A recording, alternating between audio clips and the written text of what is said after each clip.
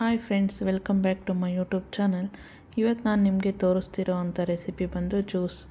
ಇದು ಸ್ಟ್ರಾಬೆರಿ ಜ್ಯೂಸನ್ನ ನಾವು ಈಸಿಯಾಗಿ ಹೇಗೆ ಮನೆಯಲ್ಲಿ ಮಾಡ್ಬೋದು ಅಂತ ನಾನು ತೋರಿಸ್ತೀನಿ.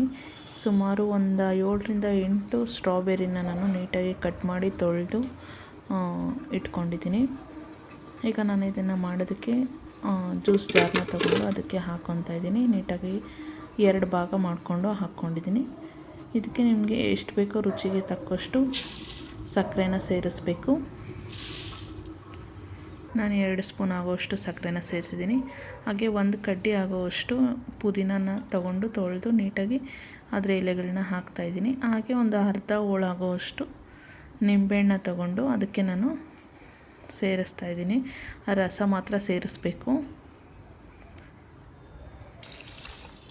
ಇದಾದಮೇಲೆ ಸುಮಾರು 1 ಲೋಟದಷ್ಟು ನೀರನ್ನು ತಗೊಂಡು ಅದಕ್ಕೆ ಜಾರ್ಗೆ ಸೇರಿಸ್ತಾ ಇದ್ದೀನಿ.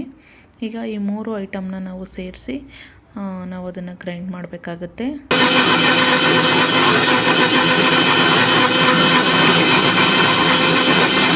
ಕಲರು ಜ್ಯೂಸು ಅಷ್ಟೇ ತುಂಬ ಟೇಸ್ಟಿಯಾಗಿರುತ್ತೆ.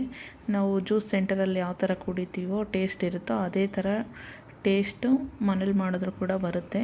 ಇದು ಜಸ್ಟ್ ಈ 3 ಐಟಮ್ನ ಯೂಸ್ ಮಾಡಿ ಸಾಮಗ್ರಿಗಳನ್ನ ಬಳಸಿ ನಾವು ಎಷ್ಟು ಈಸಿಯಾಗಿ ಹೆಲ್ತಿಯಾಗಿ ಜ್ಯೂಸನ್ನ ಮನೆಯಲ್ಲೇ ರೆಡಿ ಮಾಡ್ಕೋಬೋದು ಅಂತ ನೋಡಿ. ನೀವು ಇದನ್ನು ಮನೆಯಲ್ಲಿ ಟ್ರೈ ಮಾಡಿ.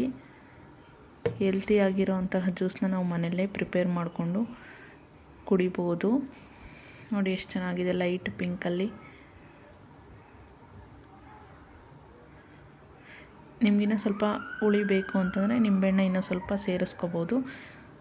ಸಕ್ಕರೆನೂ ಅಷ್ಟೇ. ಇದಾಗಿತ್ತು ಫ್ರೆಂಡ್ಸ್ ಇವತ್ತಿನ ರೆಸಿಪಿ. ಈ ರೆಸಿಪಿ ಇಷ್ಟ ಆದಲ್ಲಿ ನಮ್ಮ ಚಾನಲ್ನ ಲೈಕ್ ಮಾಡಿ, ಶೇರ್ ಮಾಡಿ ಹಾಗೂ ಸಬ್ಸ್ಕ್ರೈಬ್ ಮಾಡಿ. ಧನ್ಯವಾದಗಳು ಫ್ರೆಂಡ್ಸ್.